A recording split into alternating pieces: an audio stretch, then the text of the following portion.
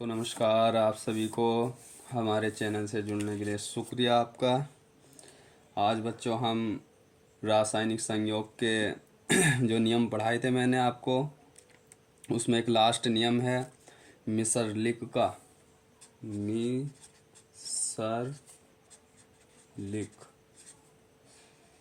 इसमें बच्चों लास्ट नियम है मिसरलिक का सम आकृतित्व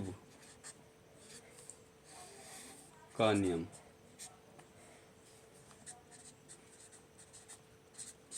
ये लास्ट नियम है बच्चों, रासायनिक संयोग के जो नियम थे उसका लास्ट नियम है मिसरलिक का सम आकृतित्व का नियम। ये नियम क्या होता है बच्चों, इसे समझेंगे। इस नियम को बच्चों इस नियम का प्रतिपादन जो किया था वो मिसरलिक ने किया था। इसका प्रतिपादन मिसरलिक ने किया था बच्चों, मिसरलिक ने। ठीक है बच्चों, देखो सम आकृतित्व यानी कि सम माने समान, आकृतित्व माने आकृति यानी कि संरचना। तो बच्चों इस नियम में क्या होता है, इसमें दो या दो से अधिक यौगिक जो परमाणु में तो बराबर हों, और क्रिस्टलीय संरचना भी उनकी समान हो, तो वहाँ क्या होता है मिसरलिक का सम आकृतित्व का नियम। देखो बच्चों उदाहरण से समझते हैं, उदाहरण से जल्दी समझ में आ जाता है। जैसे बच्चों NaCl और दूसरा है बच्चों KCl। तो NaCl और KCl, तो देखो बच्चों दो परमाणु है, Na का एक परमाणु, Cl का एक परमाणु, एक और एक दो। KCl K का एक परमाणु, Cl का एक परमाणु, एक और एक दो परमाणु।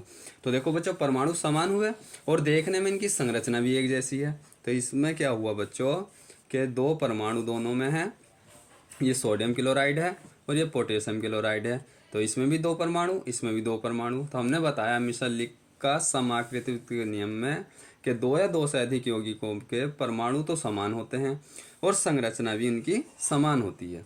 देखो देखने में भी एक जैसे हैं। आइए बच्चों और उदाहरण से समझते हैं। जैसे बच्चों FeSO4 into 7H2O ferrous sulphate, इसका नाम है बच्चों फेरस सल्फेट। एक होता MgSO4 इंटू 7H2O। तो देखो ये भी संरचना में एक जैसे हैं और परमाणु की संख्या भी समान है। इधर जल के 7 अणु हैं, तो बच्चों परमाणु कितने हुए, 7 दूनी 14 और एक 15, 15 और 4 19 और एक 20 और एक 21। ऐसे इसमें हुए 7 दूनी 14, 7 दूनी 14 और 7। बच्चों इसमें गलत हुआ, देखो 7 दूनी 14 हाइड्रोजन के साथ, 7 दूनी 14 परमाणु, O के साथ 14 और 7 21, 21 4 25 और एक 26 और एक 27। इसमें हुए बच्चों 27 परमाणु। इसमें कितने हुए, 7 दूनी 14 और ऑक्सीजन के साथ 7 21 4 25 और एक 26 और एक 27, इसमें भी 27। तो देखो परमाणु की संख्या समान है और इनकी क्रिस्टलीय संरचना भी एक समान है। देखो 7H2 Fe की बस ये चेंज है, फिर इसमें Mg है SO4।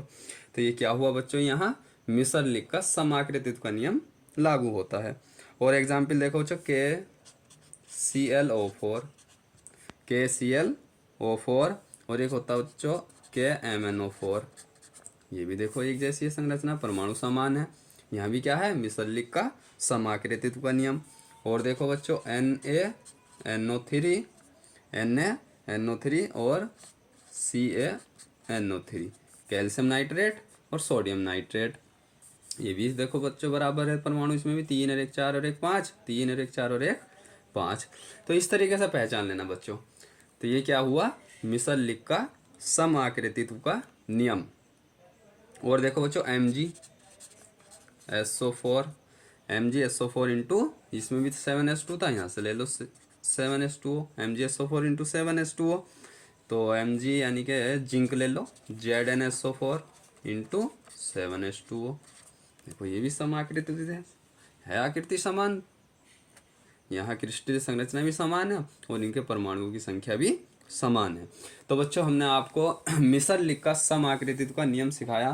तो बच्चों हमारे लेसन दो लेसन कंप्लीट हो चुके हैं।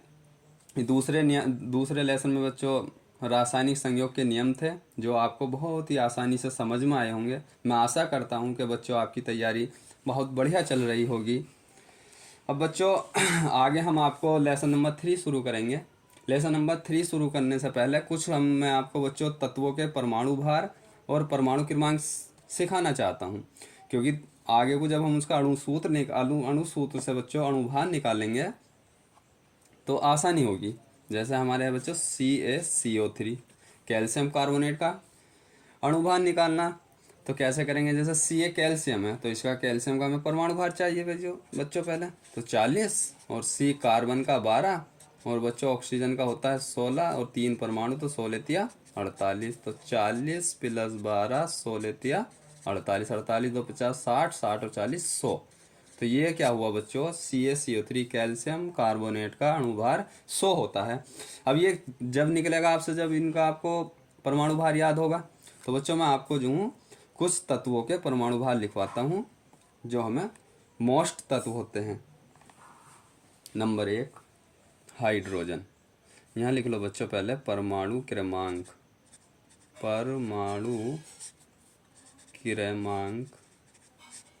और यहाँ लिख लो तत्व का नाम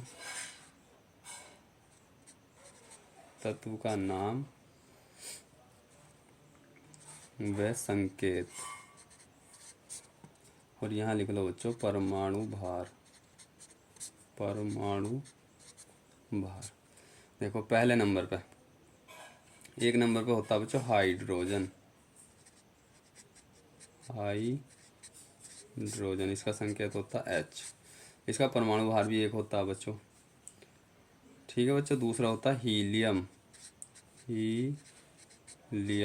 इसका होता है He। परमाणु क्रमांक 2, तो 2 दूनी 4, परमाणु भार होता है इसका बच्चों 4। तीसरे पे होता है लिथियम, Li। इसका होता है बच्चों 3, और इसका परमाणु भार होता है बच्चों 3 दूनी 6 और 1 7। ये डबल से एक ज़्यादा होता है। ठीक है बच्चों। नंबर 4 पे होता है बेरिलियम।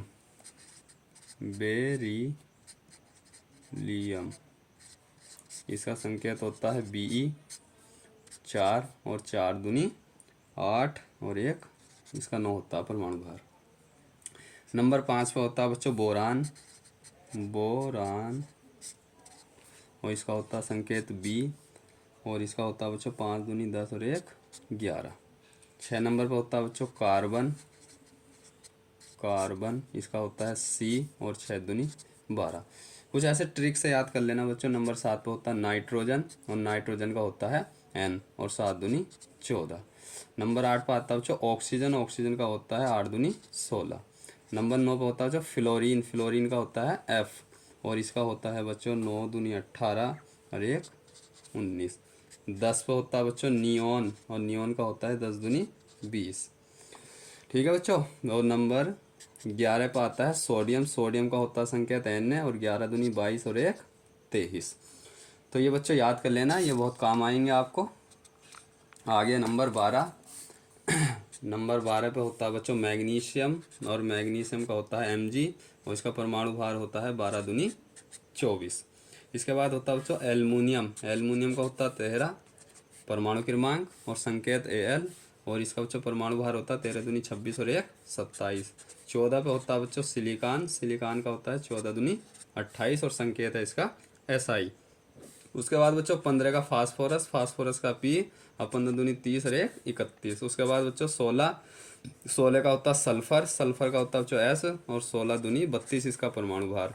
इसके बाद होता है 17 होता है क्लोरीन का संकेत Cl, और इसका होता है 17 दूनी 34 35 साढ़े 35.5 परमाणु भार होता है क्लोरीन का।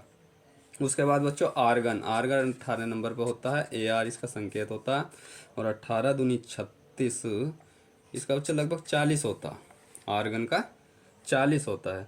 उसके बाद आता है बच्चों 19 पे पोटेशियम का K, 19 दूनी 38 और 1 39। बच्चों पोटेशियम का K, इसका पोटेशियम का पी से होना चाहिए था, लेकिन के क्यों है, क्योंकि इसका नाम है बच्चों लैटिन नाम केलीलियम, केलीलियम, इसलिए के से लिखा जाता है। ठीक है बच्चों। 20 नंबर पे होता है बच्चों कैल्शियम, कैल्शियम का होता है Ca, और 20 दूनी 40। ठीक है बच्चों। ये वो तत्व है बच्चों जिसकी बहुत ज़रूरत होती है, जो बहुत ही मोस्ट इम्पोर्टेंट होते हैं हर जगह, जिसके भी हमें अणुसूत्र निकालना है इनमें, इन्हीं में तत्वों में से होता है।